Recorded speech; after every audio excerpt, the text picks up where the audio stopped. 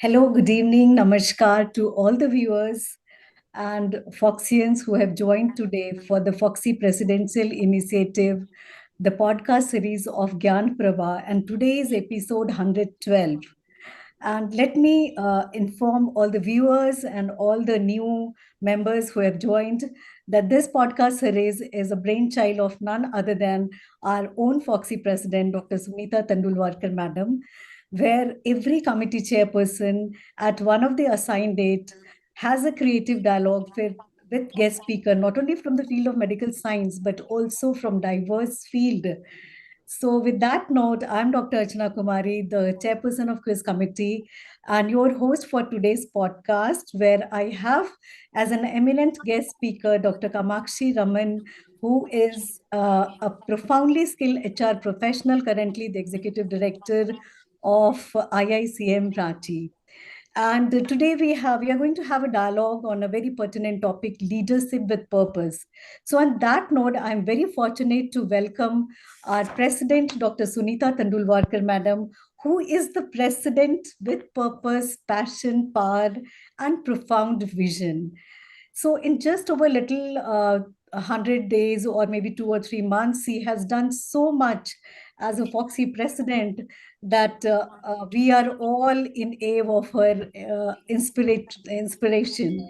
She is not just a name, she has become a movement with her mission of Ek Rashtra Ek Mission, Swasth Nari Samruddh Vatan, Har Ghar Foxian. She is able to reach out to every Foxian with her uh, social and academic projects. But behind this graceful smile and charismatic personality lies a woman of tremendous resilience. She's the head of Ruby Hall Clinic, Pune, founder director of Solo Clinic, IVF Pune, and first to deliver India's stem cell baby. And she has got countless accolades to her name. But Archana, it is today your day with ma'am. yes, ma'am. Fine. But ma'am Thank should know you. about you a little bit. So Yeah. that's why I'm just summarizing a little bit. She is actually uh, has countless accolades, and her journey is much more about breaking the scientific frontiers. It is about building human connection also.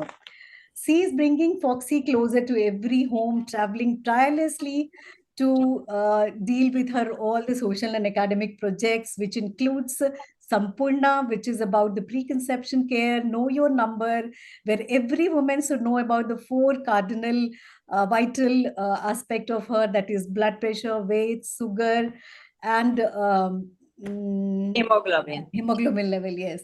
And she is also doing Arogya Yoga Yatra, where she is combining medicine with the spirituality. She is touching lives, inspiring team, energizing society, uniting Foxy of, as a family with a purpose. So with that note, I welcome Sunita madam Thank you, for your Archana. blessing. Thank you. Thank you for your kind words. I'm cutting you short because your time you are wasting on me too much. But thank you so much, Arjuna. You are one of the best committee chairperson, very humble, very sincere, but work with so much quietness and doing such an amazing work. Quiz Thank you, committee ma'am. actually is a Thank you. difficult committee. You don't get easily the academic grant from the companies, but the way you are performing, you come out with the brilliant ideas. And Archana, my all the program, I don't want my committee chairperson to search for academic grants.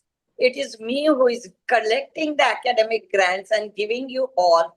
My expectation from all of you is give your time, 3 years. You are committed on that chair. Foxy needs you. You are Foxy, and you are one of the best. One can be, dependable, what we call it, always coming with the creative, great idea, the future leaders of Foxy. Thank Uh, you. I'm Thank so you. thankful to you for bringing Dr. Raman. I think, by bringing these all personalities, I felt more than Gyan Pravah I had given for the committee chairpersons to enjoy their podcast, to become, the leaders, improve in one-to-one connection. But I realized overall, listening to so many different faculty from all the fields, It's evolving me also as a person. So it's a very important that this Gyan Pravah should continue, and we'll get to hear so many personalities. Everyone teaches us something and helps us to build up our strength, our character in a better way. So thank you so much. And thank you, ma'am, for being on a Foxy platform. It's our honor and pleasure to have you. Thank you, ma'am, for your blessings and kind words. Now, it is my honor to formally introduce our guest speaker for today, Dr. Kamakshi Raman, MCom, MBA, PhD, currently the Executive Director of IICM Ranchi. She is a creative-minded, strategic thinking HR professional with a rich experience of 42 years. She has been the HR professional over the two key infrastructural Maharatna public sector company. One is steel, that is SAIL. Another is coal, that is Coal India Limited.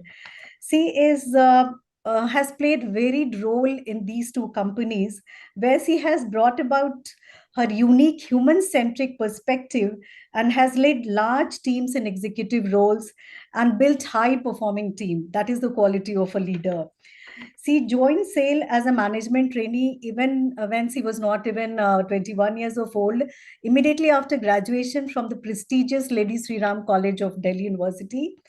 And during her long tenure of 39 years at SAIL, she has handled so many portfolios and contributed in the public sector landscape, formulating and implementing so many of HR policies, which include performance management system, the career growth scheme, succession planning, negotiation with National Bipartite Forum, employee engagement surveys, e-Abhigyan, e-Pathshala, online learning opportunity, and so many creative projects. And after that, she joined IACM as executive director over last 3 years, and there also she has made a noticeable difference in leadership and development landscape by curating and delivering varied program to strengthen HRD and leadership and development culture. And there also she has been working very hard to overcome the challenges of coal industry. In addition to her public sector enterprise stint, she has worked as a task force member of Government of India on various HR policy matters from time to time. She had been a member of Pay Revision Committee for executive of over 250 public sector enterprises. And she has handled MOU of HR with many PSEs. She has formulated CSR guidelines. She has been associated with so many professional bodies and academic institutions like IMI, XISS, COPE, CII, and so many. She was the founder secretary of Delhi chapter of National HRD Network in mid-80s. She is a certified assessor for business excellence and is a team member for assessment undertaken for three major PSC in last 3 years. She has presented papers at many national and international forums. She has traveled extensively for various programs and events on behalf of India. Her interest and passion includes music, and also, I'm happy to know that she is associated with Journey of Inner Joy and Happiness, exploring mind and thought process, understanding human personality and traits, and so many. So, welcome, madam. Welcome to today's podcast series. So, Thank you, Arjuna. Such a different field altogether from us. We have zero knowledge about this. And it will be so wonderful to listen your podcast. Thank you. yes, ma'am. Thank you for joining. Thank you, madam. So, First of all, lots of thanks to you. I think I'm feeling truly honored to be part of this initiative. And after hearing Dr. Sunita's introduction by Dr. Arjuna, salute to you, Doctor. We know so little about the medical community. The fact that you have taken these kind of initiatives, you are a role model for me. In a very small, humble way, I wanted to start this during the COVID times. I wanted to start this as a podcast on a positive intervention when the entire depression was happening. And since I had some background of working on happiness, somehow it could never take off. And when COVID got Now lifted, you got it. it was back to normal work, and it just got out of my attention. And I'm so happy that you've been doing it for every day continuously. Great leadership, great role model. And thanks to Dr. Archana that, you spotted me and made me part of this. Let me honestly admit, this is the first time I'm getting into a podcast kind of a thing. You will enjoy, ma'am, and we will also enjoy. And thank you, Archana, for introducing both of us. And looking forward to meet you physically sometimes, ma'am. Yeah, sure. We will cross our path definitely. Surely. Thank you. Thank you. Thank you. Thank you, ma'am. Thank you. So we are now going to start our dialogue on the topic leadership with purpose, organizational transformation, and leadership development. So, ma'am, it is said that one's initial experiences and influences shape one's journey in the life. In this context, can you share a little about your initial days of growing up and what interests you to join the organization like SAIL, and how this has shaped your personality? I think that's a very good start. Yeah, I believe truly that early day influences actually sets a lot of path for your life's journey, whether it is professional or personal. And I'm always full of gratitude. I was born I'm the first daughter, first child in a three siblings. I'm Tamilian, third generation in Delhi. So the fact that I was from Delhi, exposed to a lot of cosmopolitan setup in the early 60s and early 70s, and had working parents. My mother was working all through. So that is another great influence. And also the influence, I was brought up by my grandmother, a very conservative Tamil family. So all those value ethics, those things were very clearly established. So even though we were from Delhi, whether it is our culture, our language, our traditions, we were told that is something super important.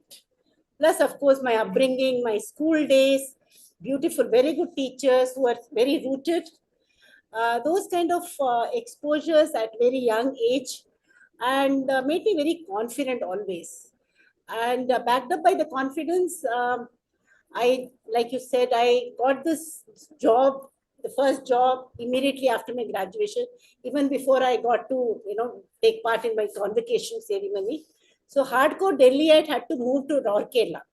So that was the only time, and my father was a great influence always. He shaped my, and he kept pushing me to do things beyond whatever I thought. And probably that point of time, it looked a little difficult. But then looking back, I think that was something very good. Total empowerment that we all talk about today.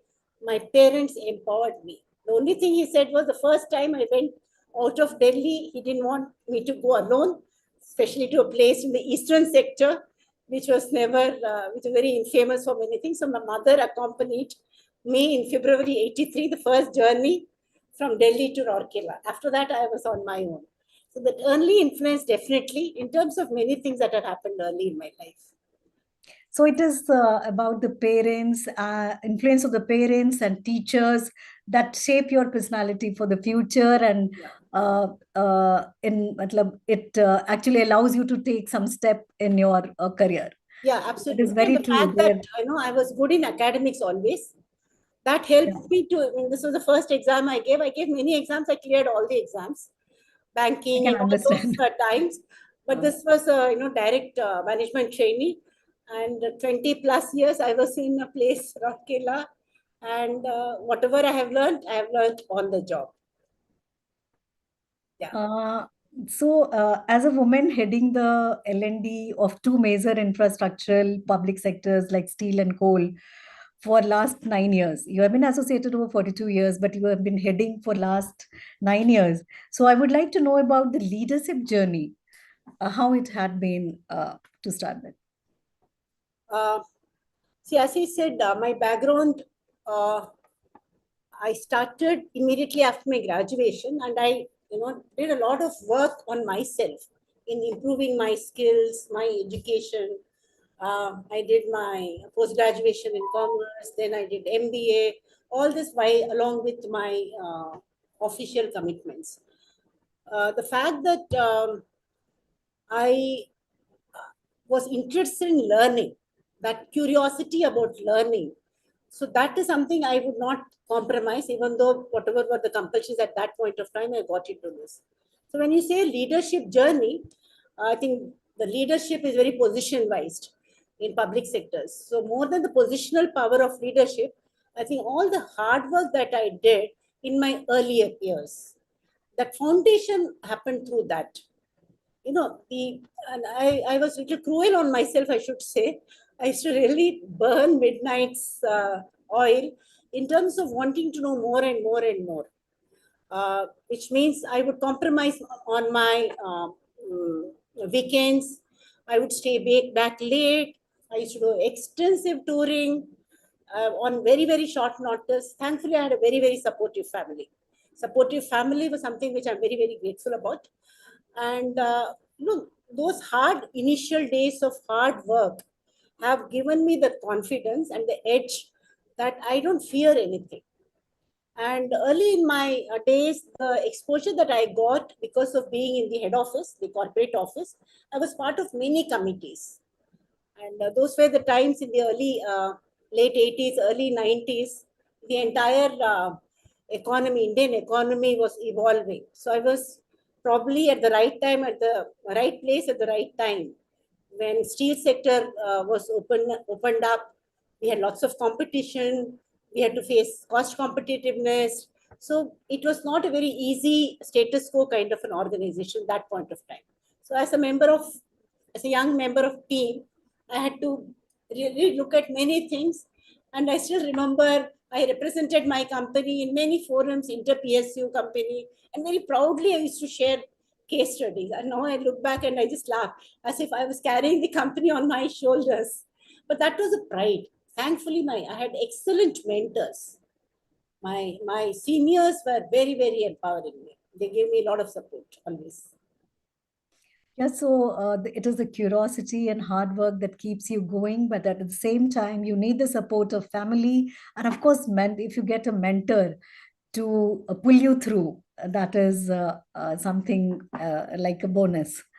So That's a very, very big you also support. had that privilege of having good mentors, good family support, and of course, your own hard work cannot be replaced by anything. So I also believe in true hard work, and someday your hard work pays off. That is also my strong belief. And always challenging the status quo. I mean, I was a very restless person by personality wise. I would never accept things as they are. I will keep asking why question. The why question made me more curious. And a very simple why would make people to explain to me. So I Yes. had always was So a great, asking question yeah, and bringing about change is what should be the motto, because only thing permanent in this world is change. We have to unlearn, relearn. That keeps on happening throughout our life. yeah, So yes. it's very important to keep yourself changing with the current changes in the society, in the environment, and in the nation. And of course, now we are global. So, with that note, let us move to the next question for you. So, what, in your opinion, are the factors that has shaped and prepared you in handling the complexity and diversity in a traditionally male-dominated sectors like steel and coal? I mean, what were the challenges you faced, and how did you overcome them? I would say because I was from the HR discipline, I was not an engineer. I did not get into field job. So those kind of challenges when you're working in the site, in the operations side, I never encountered. I was fortunate to be in an office, dignified office. So I never faced those challenges typically women face. And also I joined very early. At that time, women were very, very rare. So I got a support from the entire ecosystem. The So, people looked at me. was it a kind of advantage for you that It was a women great were less in advantage. numbers? Yeah, it was an advantage. I mean, I look back and say I had an advantage. People wanted to support me even if I don't ask for it. I was a little shy about asking many things, but automatically, because I was full of energy and enthusiasm and very passionate about whatever I was doing, I got people, whether it was senior, very senior, who were, always ready to guide me and support me, even when I don't explicitly ask for it. So that was a good start for me. And also, I think the timing was good because as I said, the entire sector was getting opened up. So that HR, the lot was expected of HR. When we joined, we were making 1 crore a day loss. Typical public sector, we never bothered about loss or fraud. It never pained anyone. But suddenly, this 1991, everything that we were doing were getting questioned. The fact that you're bureaucratic, the fact you're multi-layered, the fact that you have to minimize, you have to reduce your manpower. That manpower optimization was an obsession those days because we were looking at our cost, we were looking at the cost of private players, and then a lot of questions government was asking us. That forced us to look at all the processes in a very critical way, and whether and the sector was. I think the competition gives the best for anybody individually or to any sector if it's an organizational point of view. So that timing and my being there at that particular time, I think was the biggest strength for me to give me that broader framework. And of course, being very active with professional forums and other sectors wanting to learn from us, because we had excellent chairman in Dr. B Krishnamurthy at that point of time, who had just come from Maruti. So he was great supportive for young people. I remember those days in the 80s, we used to come to Ranchi. And we were part of a lot of workshops, line personal workshop, actions for tomorrow. What are the priorities for action? A lot of such a workshop as a junior manager with just about 4, 5, 6 years of experience, I have handled on behalf of the chairman of the company. So, so probably things happened and I took advantage of everything that happened. And I was learning. I was big time a learner. So I think those kind of things help me to look at diverse infrastructural difficult so-called male dominated industry like steel or coal in a much rational and easy manner. So you were able to actually overcome, it was not a challenge kind of advantage to you, but you managed because of your curiosity, your way of working, and your adaptability, maybe, and you adopted to changes also. Yeah, I So, think so, because I recall, now people say board meeting. As early as January 87, I was just about 2, 3 years in the company. I made presentations to the board because my chairman pushed me on a subject like succession planning and career planning in 87, unheard of subjects. We were told, and I have done all the donkey's work and convinced my board with all kind. I didn't have fear because the system was supporting, and I was always very confident that I know the subject more than the person. So it is my subject. I better know it more than whoever is listening to. So that is something big confidence, and handling wage negotiations at a national level at a very young age. These were the confidences, and also corporate office gives you an advantage of interacting with the directors and chairman regularly. So whenever we had MDs coming from the steel plants, they used to call me because they wanted to know. So I was there. The fear factor did not come, and there was no that level hierarchy did not bother. So that you is a have to know your subject very well. that's yes, And absolutely. that is the key point. People That's the will key listen point. to you when you have creative idea and you have knowledge about your field. Yes, yes, So that was something. even the higher authorities are going to accept your ideas because they are now convinced. They become convinced of your It used to be potential. very funny, ma'am. Early morning, Delhi reaching office time because we had punching even in those days. If Yeah. 9 o'clock means 9 o'clock. 9:01, 9:02, you're late. And with all those traffic pressures, it was not And of course, biometric, as but you still told, you the can. competition also brings the changes because we know the things work differently in private sectors and in government sectors. So government sector, lots of hierarchy, lots of extra expenditure.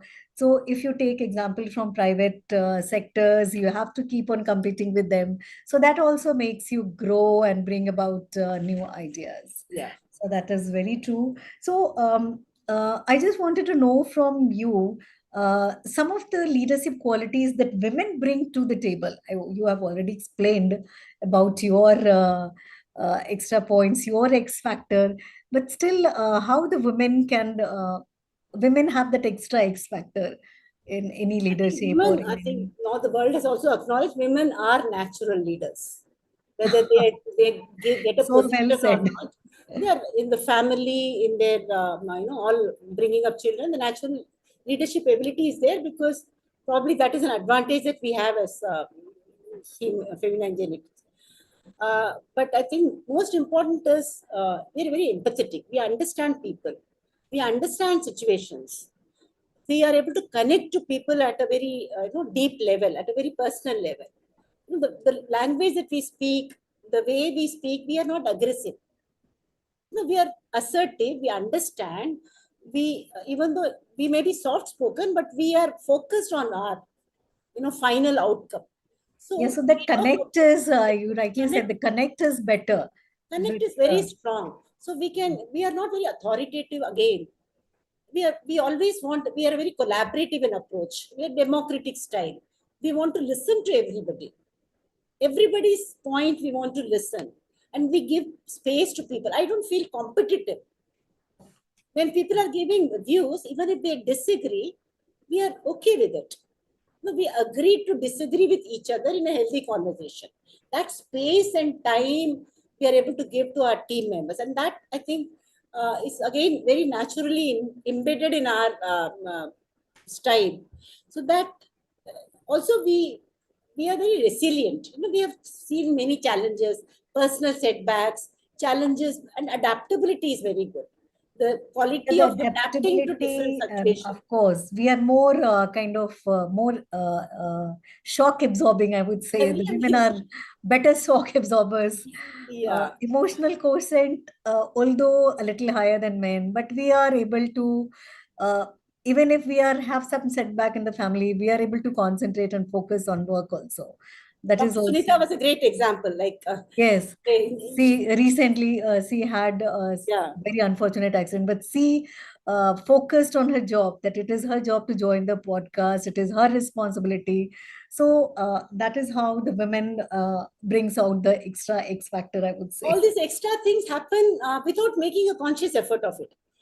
I mean, I feel many Yeah. of these qualities, when we take leadership classes, we teach them EI, we teach them emotional intelligence, we teach them self-awareness, we teach them empathetic, way of leading a team. But it comes very naturally to us. So anything which is natural, it does not take too much of strain. We are Yeah. comfortable. Yeah. Yeah, I think that Very, is, very true. That naturalness is it's nature. It's women yeah. nature which gives us edge. Uh, I was going through your CV and I find your experience of working with the National Bipartite Forum and handling the national level negotiation with the trade union members very unique and very uncommon for a woman executive. So I just wanted to know from you your role and challenges in negotiation with the trade union leaders. Of course, this is a very fortunate experience for me. This happened very early in my life. I was not in a leadership position at that point of time. I was a middle level person. I was a senior manager.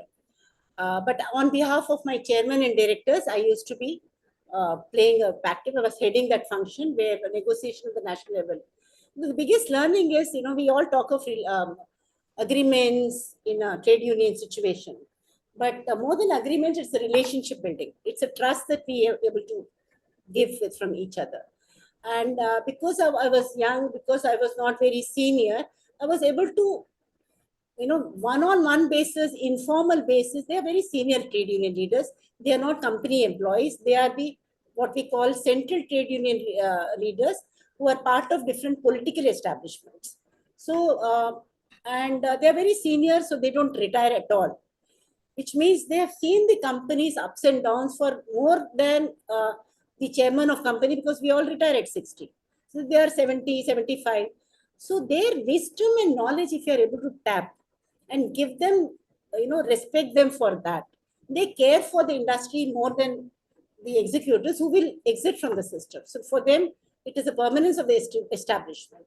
So these things I learned on a one-to-one basis, whether I was talking to intake leaders or C2 leaders. I used to go to their offices. I used to have breakfast meetings with them on one-on-one.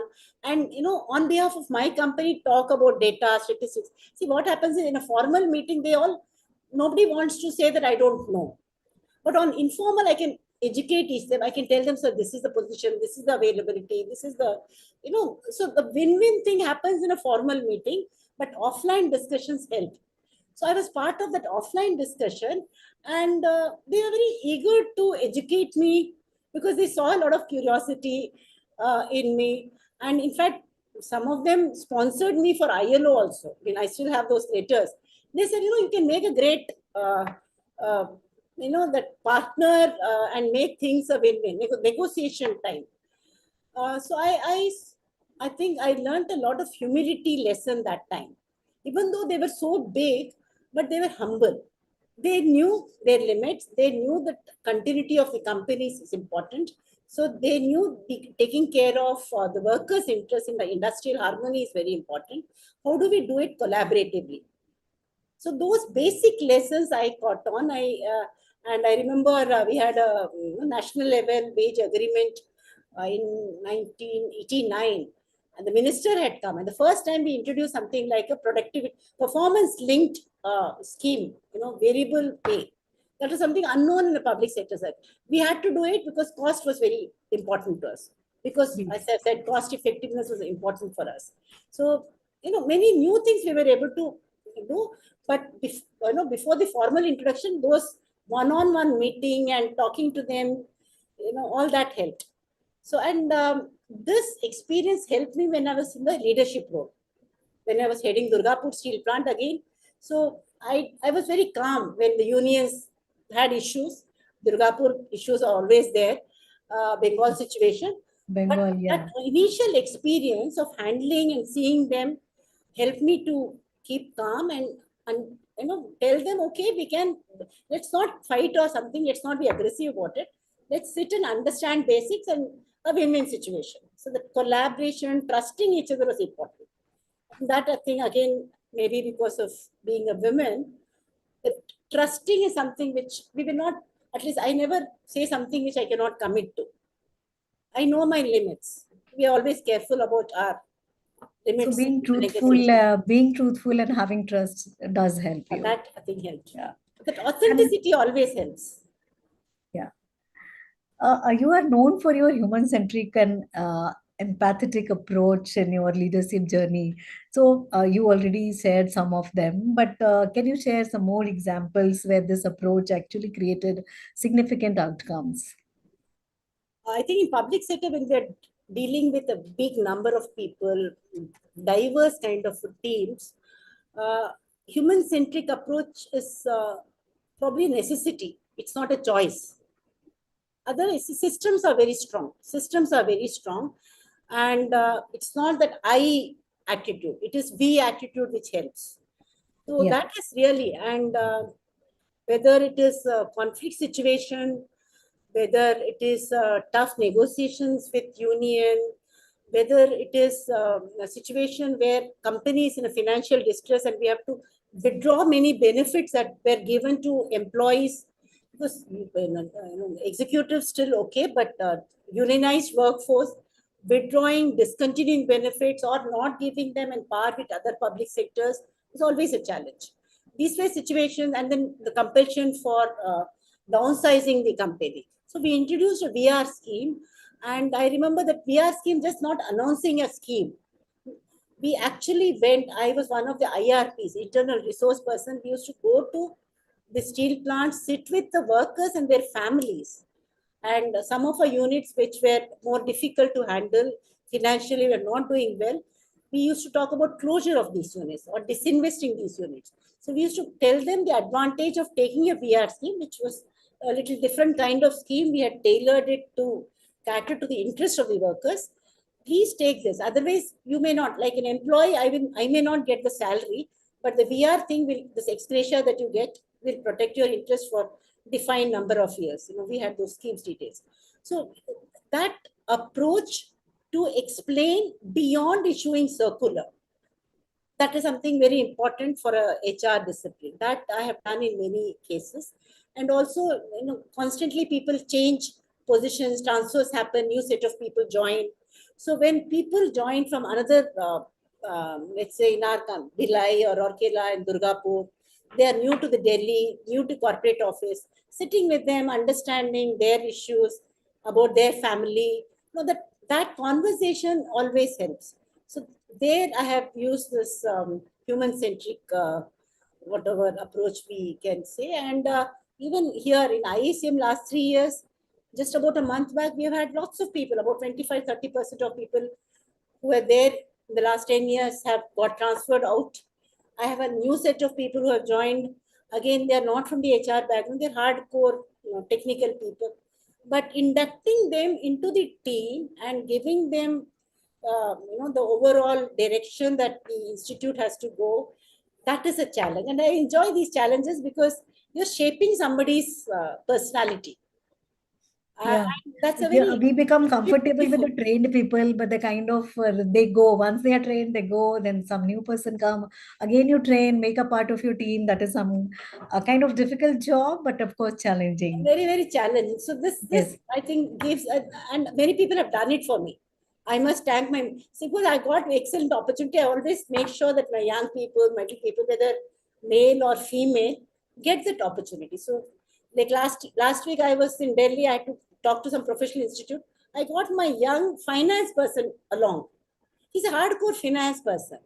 But then for him to get into a conversation, and of course he was learning through the thing. It was a 2 hour meeting that we had, and he picked up threads. So now he feels a little more confident. A shy person able to face outside institution. So these things really help. The human centricity, again, it's all about connection. So, what strategies worked for you in building high performing teams with diverse members? I think it's just building itself is important. Making a high performing team and sustaining, both are important. A team always has all kinds of people. So to make sure that all kinds of people with a different performance get into alignment with the big picture that we all want, and understanding that they may have some advantage, some disadvantage, try to capture their positives and not give too much of focus to their so-called limitations. To work on their strengths. Yeah, every person has got some positive points and some maybe some limitation, but we Yeah. have to focus on their So in that is positive thing. something which, because the reality is there will be multi-generational workforce. The Gen Z, everybody is talking of. The institute, we have about 120 young boys and girls who are joining. They're early, just finished their BTech and joining the company. So their way of looking at things is going to be much different. So, and these are going to be the future of our company. So if we can, with our own empathy, we can understand their views and not force our views on them. They make a great team. So the sustaining, and then all they need is everybody wants to be heard. Everybody wants respect. Everybody. Would you like to focus a little more on the Gen Z, this new generation? Oh, they are We full do of find challenges that, for people like us. They're full of challenges, but I mean, all that we need to is we have to do a lot of unlearning to understand them. yeah. It's Do you happening think in it all is really sectors. for us to adapt to their? Absolutely. We have to adapt. We cannot expect them because they are, I always tell them, they don't have attention span. They want things Yes. fast. They think Yeah, fast. they're very fast thinking. They So want everything in a second. if They you want start telling output them, within this minutes. used to be there, this used to be there, their attention span, they're just switched off. They may be looking at you, but they're not listening. Yeah. So we have to tell them in a language that they understand, and we have to listen from them. They are also having lots of challenges. I must be honest. I feel sometimes, they are born in a digital world. They don't have Yeah, the art that's of true. conversation. Something like this we are doing across e-platform. They need to learn this. I mean, can I connect with somebody? I keep telling them, when you're traveling in a train, can you talk to a stranger? or you're going to be busy with your mobile phone. Mobile, because everyone nowadays, Making a everyone is busy with conversation mobile in the with a train. stranger is an ability, because that is something which will help you to, all the stress and medical, I mean, these things better. All that problem which they may have later, this human connect is very important. In spite of all the AIs, all the things that are happening, stressing on that human connect, making them understand, and they're little impatient. But then we have to increase our speed, because we realize we are very slow. Yeah, the And, generational and gap they is are a there. very entitled generation. They will not, for them, it is job changes just like this. Somebody Yes, gives them 30,000 more or 20,000, they will jump. they These will are jump. loyalty, 40 years, 42, those are not, it's not going to be possible. We have For to, us, some principle was there. No, it was not only money, but yeah, the Gen Zs after money, after position, uh, we have to opportunities are adapt to huge. them, of course. Opportunities are huge. They don't have Yeah, compulsions. They can yeah, ask that's you to also take a true. long break. They can say, no, I want to see the world. Finish, what do we do? Yeah, good. We have not done that. I think, so So comparing something we can ourselves, learn from them. yeah, we have to learn a lot, lots of things from them. If Yeah. only we shut our own, I was like this, many of us get into our journey. More than our journey, we need to listen to their journey. They can bring in, they can change us. They can do miracles for us. Yes. So the thing is that we have to be at pace, at par with them. Otherwise, we will lose out. They are our future. Yeah, of course. We have to, and public sector, it's very difficult to talk of loyalty and all, which used to be there, because they don't understand these words. Why should Yeah. they are very short-sighted. I mean, they're questioning. He says, just because the boss sits till 8 o'clock, why should I sit? I finished my work, I should go. Simple questions. Yeah. At times we were not even confident to We, question our bosses. yeah, we could not even question. We have to be there. It was like a kind of They are very responsibility. clear Or, about their work-life balance. yeah. They need their me time. We have to Yeah. struggle for our me times. So that is what we have to learn from them. Absolutely. So I think almost to the end of our conversation, we are Okay. coming. Okay. So I just want to ask you, looking back at your career, what leadership legacy would you like to leave behind for the future women leaders, or maybe for the Gen Z also? Thankfully, I think both in steel and coal sector, we realize women are very small in number. It's about 6 to 7% overall. And in public sectors, it will happen only through the recruitment process. We can't do something additional. So the challenge is, whatever number are coming, because now women are joining. Are we going to make their our place, good enough for them? Are we going to make it friendly for them to, stay in the company for long? These are the questions that we have to do. And in terms of legacy, I think we realize, we do a lot of programs every day. There are about 3 programs, but hardly we have women participants. So when we question, either something is wrong. So we started doing a lot of women leadership programs. So you have to create a space for only women. Let us do it till the time the number becomes more and they are part of a bigger group.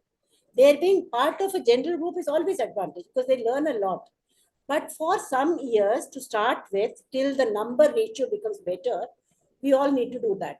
And we've been doing extensively, both in SAIL when I was there, and here I have done programs to support women, middle-level women, for their leadership journey. So it's not just a program. Normally we do training programs. It's what we have curated as a journey. We have launched something called Jyoti. It's a 5-month leadership journey program for women. Every month they come here, learn something, go back, lots of e-courses available, a lot of coaching happens online. They have to do a lot of online reading. They have to take up projects back home, again come back. So this one year we have completed, and we'll be doing launching more this year. So this is a real eye opener. If the right support system is given, if not just the professional skill, their confidence, their networking skills, they know each other. They're all part of the same company, but they have not met. So living together, going to places together, going for trekking. We do a program wherein 5 days they have to climb.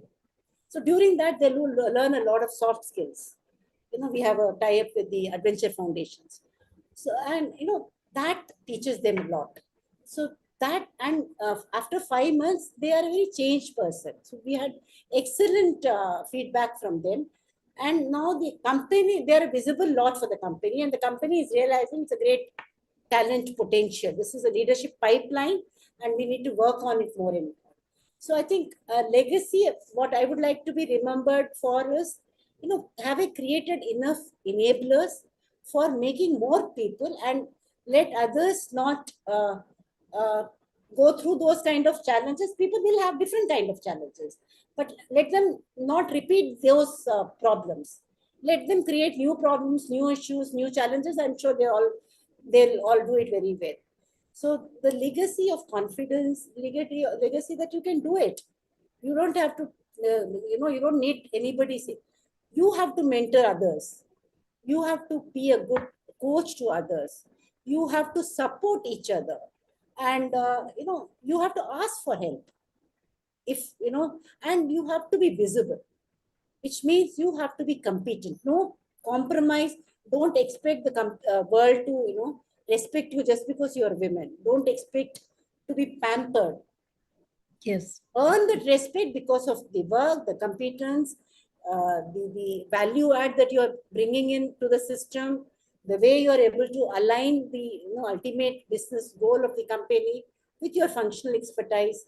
Be part of different interfunctional groups, make presentations in professional forums, be heard in meetings. Don't just sit there and listen. Make yourself not just visible but also audible. That comes by exposure. So these are the legacies that in our generation we never had people in senior positions who could tell us things. And many times we were the only one in the entire 100 or 200 group. And we were feeling awkward for asking even simple things. I remember early 80s, we used to go to visit the shop floor. There were no washrooms separately for women. And whom to ask? How do we ask? They're very, and from a city person, I was from Metro Delhi. I mean, these were very awkward moments. But when I went to Durgapur, I had groups of women who were asking for facilities. I said, absolutely, I will be with you. No, so we could introduce during the expansion phase, when the designing happens, yes, separate washrooms, separate restrooms, all that. It should come in the planning stage. Yes. This kind of thought process, if more and more women come up, take leadership positions, these things are possible. So women leaders do help the women of yeah, we have to support each other. That's something very, very important. And also get support from the others. The male, yes, I mean, they are also learning the art of, it's going to be difficult for the males otherwise if we keep saying, I'm a woman. So we have to make them feel comfortable. So that's also an art. So that he's not awkward. I mean, it doesn't feel very awkward talking to me. So as a leader, you have to deal with the gender diversity also. Gender diversity is absolutely important because we have to understand their role. They are maybe coming from a place where they're not used to this exposure. So yes. Idea is, can I make him feel comfortable with me? Can I make the male members comfortable with me? And that is something which I have to do it. I have to initiate the conversation. I can't expect others to help me always. I have to do that first part. So thank you so much, ma'am, for those engaging discussion about the leadership, gender diversity, and so many things. But being a quiz committee chairperson, I'm here with some rapid fire questions for you. That is the way of ending my podcast. So here's the first question for you. One word that defines your leadership style. I think empathetic. Empathic. Empathetic leadership. I also believe in that. A book that has deeply influenced your leadership journey. Stephen Covey's 7 Habits for Highly Effective People. Okay, I'll read this that. This is a book. Yeah, I have done programs on this. This is something I live by, this book. So, a habit that has been your secret to success? Habit, I think, Maybe your hard habit of work? never say die. Okay, Very that's many habits, I think, and yeah, never say die. I challenge everything. If somebody tells me it's not possible, I will do it. that's so nice. That should be the spirit. Yeah. So, your go-to stress buster after a long day at work? Evening walk in my campus. It's very With refreshing. lots of With greeneries music. around. Yeah, music. Yes, that is so refreshing. If you could have dinner with any leader, past or present, who would it be? I hope she's a woman, or maybe some men also. Yeah, I think Abdul Kalam. Yes, absolutely. Uh, 2 3 months One back, I person I do visited that admire. place, Rameshwaram. Yes, Kudos to the person with all yes, the of course. background that I saw there. Yeah, humility, only because of humility and vision. Yes. One leadership myth you would like to burst. Leadership myth, I think one thing comes just because you're a leader, you know everything. I may not have answers to all the problems. So don't expect that. I may still be struggling. I don't need to know everything. So that's a myth. You expect Yeah, superhero kind of a leader. No, we are yeah, normal people. that's true. A leader doesn't have to know everything, but he should be able to take things from others. He should know where to get what. Yeah. Yeah. The best piece of advice you have ever received and from whom? In official forum, I used to have a boss. He used to always tell me, very big supporter of me, be authentic. Be authentic to your own self. Simple. No stress. It Be will be, yourself. everything will happen smoothly. That is something which I cherish. One thing you wish you had known earlier in your career? I think asking for help. Yes. Sometimes we are very hesitant about taking help Yeah, I from think that others. now I am little more open, but early career I was little shy for help. So, in one line, your mantra for aspiring women leaders. Be authentic, believe in yourself, and Yes. challenge everything. Challenge status quo always. The world is going to be Nothing is impossible. kudos to, yeah, Take nothing is challenges. impossible. Nothing is Yeah. impossible. That's so nice of you, ma'am. So thank you so much for joining my podcast in this Foxy platform. It was such a great pleasure interacting with you and having a creative dialogue with you. Thank you so I much. hope my viewers and we have enjoyed thoroughly. Thank you. Thank you. Thank you very much. Okay.